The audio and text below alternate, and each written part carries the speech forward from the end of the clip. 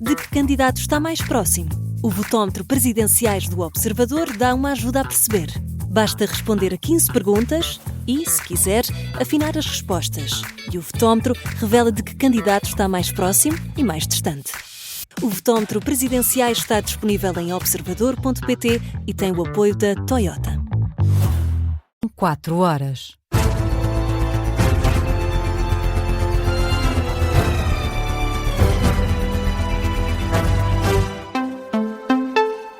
As notícias com Beatriz Félix. Boa noite, vamos às notícias na Rádio Observador. A presidenta interina da Venezuela denuncia uma mancha nas relações com os Estados Unidos desde a captura de Nicolás Maduro. Delcy Rodrigues diz que se trata de uma situação inédita na história do país, que teve origem na operação militar levada a cabo pelas tropas norte-americanas, que, segundo foi avançado mais recentemente, mais de 100 pessoas terão morrido na sequência destes ataques. Ainda assim, sublinha que as trocas comerciais com os Estados Unidos não têm nada de extraordinário nem irregular, depois de a petrolífera estatal venezuelana anunciar negociações para vender petróleo bruto aos Estados Unidos. Donald Trump garantiu também que os responsáveis interinos venezuelanos vão entregar aos Estados Unidos entre 30 e 50 milhões de barris de petróleo, o equivalente a 1 ou 2 meses de produção da Venezuela. Donald Trump assinou também uma declaração para retirar os Estados Unidos de várias organizações internacionais. No comunicado, a Casa Branca revela que a administração norte-americana vai sair de 66 organismos, 35 não pertencem às Nações Unidas, os restantes 31 fazem sim parte da ONU. Washington não menciona quais são essas organizações, diz apenas que operam de uma forma não condizente com os interesses da administração de Donald Trump. Mudamos de tema e seguimos com as eleições presidenciais. A campanha continua e as caravanas dos candidatos andam na estrada. Por isso começamos com António José Seguro, que diz que os principais adversários não estão a apresentar soluções para o país. O socialista quer os votos de eleitores, venham eles de onde vierem. Um apelo de António José Seguro deixado esta noite em Santarém. O candidato a Belém insiste, quer os votos dos descontentes da direita à esquerda para travar populismos e aponta aos adversários. Enquanto os meus adversários se entretêm a atacar uns aos outros, e agora pelos vistos também a mim, nós entretemos-nos a discutir os problemas do país e a encontrar soluções para que os portugueses tenham uma vida digna e uma vida melhor. Mas eu quero dizer, venham de onde vierem, da esquerda, da direita, do centro, de sítio absolutamente nenhum do ponto de vista das opções políticas ou partidárias. Cada portuguesa e cada português são muito bem-vindos. E todos são convocados para este momento de urgência para construirmos um país e fazer frente aos inimigos da democracia.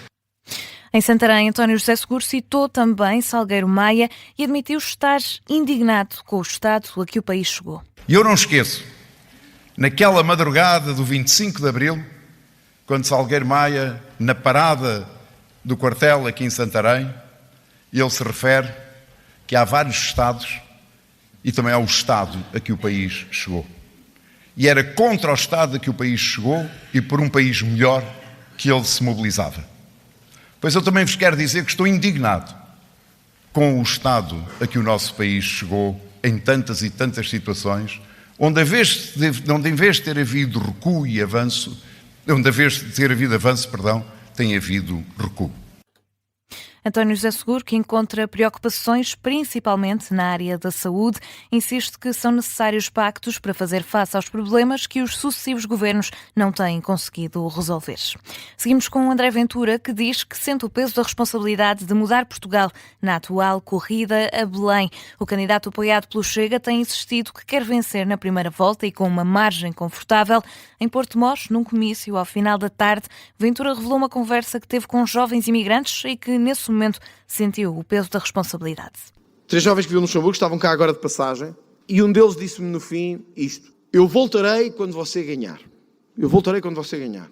Se nos decepcionar, nós nunca mais vamos acreditar outra vez. Vocês são a nossa última esperança. Quando isto acontece, meus caros, nós temos uma grande responsabilidade. Porque não é apenas o ser candidato por ser candidato. É uma responsabilidade quase histórica.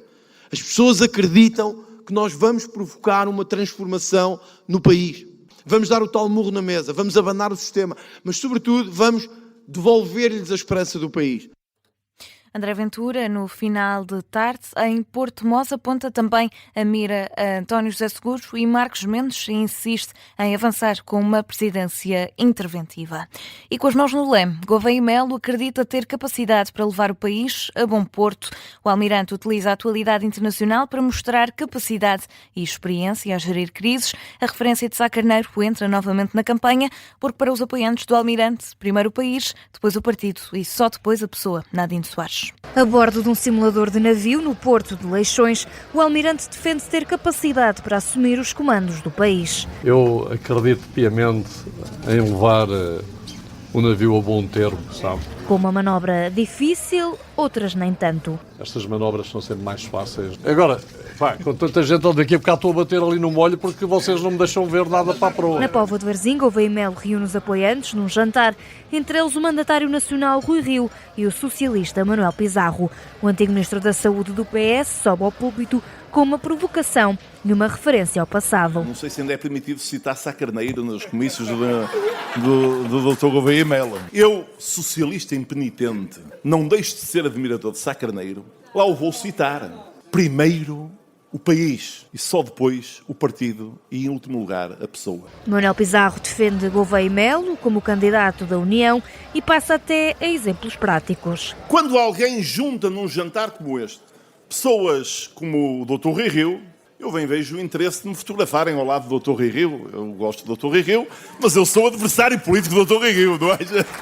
Depois chega a vez do candidato presidencial discursar aos apoiantes, volta a tirar a atualidade internacional da manga para reforçar a experiência na gestão de crises. Ora, eu tenho que vos informar que aos 27 anos já eu representava Portugal em reuniões da NATO sozinho. Nada disso me assusta. Isto sem querer abusar do tema. Naturalmente, este assunto favorece a minha candidatura. Eu não quero abusar disto, mas os portugueses podem saber que nestas áreas podem contar com uma pessoa conhecedora, com muitas horas de operações. Termina o discurso para ouvir o hino nacional e agarra a bandeira portuguesa com uma mão e com a gana de mostrar que concorre a Belém sem amarras. Não sou de esquerda nem de direita, não sou da cor A ou da cor B, sou acima de tudo esta bandeira, sou Portugal. Gouveia Melo que volta a defender que é necessário renovar o Estado. A jornalista Nadine Soares, que acompanha a caravana de Henrique Gouveia Melo neste dia de ações no distrito do Porto. A campanha para as presidenciais continua na estrada e a Rádio Observadores continua a seguir as caravanas dos candidatos a Belém. E depois de passado em revista mais um dia de campanha de alguns dos candidatos, vamos a números. Há a nova sondagem que volta a dar vitória a António José Seguro. O candidato apoiado pelo PS continua na frente no mais recente estudo da Pitagórica para a CNN, TVI, Jornal de Notícias e TSF, que foi divulgado esta noite. Seguro passa então de 20,7% das intenções de voto para 21%. Já André Ventura, com 19,6%, mantém-se em segundo lugar, mas é agora João Coutinho Figueiredo que fecha o pódio com 18% das intenções de voto e ultrapassa Henrique Gouveia Melo pela primeira vez. O almirante tem agora 17,2%. Luís Marcos Mendes registra um ligeiro crescimento das intenções de voto, mas mesmo assim continua a ocupar o quinto lugar da tabela com 16%. No final surge ainda Catarina Martins com 3,3%, António Filipe com 2,7%, Manuel João Vieira com 1%, a ultrapassar Jorge Pinto, que fica em último lugar com 0,7% das intenções de voto. E há tempo ainda para falarmos de futebol. O Sporting de Braga venceu esta noite o Benfica por 3-1 em Leiria, na segunda meia-final da Taça da Liga. Os golos dos minhotos foram marcados por Pau Vítor, Rodrigo Zalazar e Lagerbilka. Já do lado das águias, apenas marcou Pavlidis. O treinador do Sporting Clube de Braga diz que está contente com a vitória, mas que o trabalho ainda não acabou. Carlos Vicens destaca a personalidade da equipa e mostra-se orgulhoso da exibição. Sabíamos que o partido ia apresentar dificuldades. Sabíamos que o jogo ia apresentar dificuldades com o adversário que tínhamos pela frente. Nós sabíamos que parte do êxito que podíamos ter hoje passava por sermos quem somos e por sermos uma equipa que vem para uma semifinal jogar com personalidade. Estou muito contente e orgulhoso do esforço dos rapazes. Agora temos de nos levantar e trabalhar porque dentro de uns dias temos uma final muito importante. Porque em poucos dias teremos uma final muito importante. Já o treinador do Benfica diz que os encarnados mereceram perder. José Mourinho não poupa as críticas da exibição da equipa e diz que não é atitude digna nem sequer para um jogo de treino na academia do Benfica. Peço desculpa ao Braga e ao Carlos. Eu não consigo dizer que o Braga mereceu ganhar. Eu tenho é que dizer que o Benfica mereceu perder. Houve um clique inexplicável de negatividade, de nervosismo, de qualidade horrível em posse de bola, com perdas de bola absolutamente incríveis, mas uma primeira parte horrível a todos os níveis, do ponto de vista mental, do ponto de vista técnico. Inaceitável numa meia-final de uma competição, inaceitável em qualquer circunstância. Eu diria inaceitável nem que estivéssemos a fazer um jogo de pré-época com um dos nossos vizinhos, Seixal ou Amora, lá no nosso centro de estágio. Inaceitável. Foram as declarações dos treinadores do Sporting de Braga e do Benfica à Sport TV. O Braga segue agora em frente para a final da Taça da Liga, onde vai defrontar o Vitória Sport Clube de Guimarães, que venceu esta terça-feira o Sporting por 2-1.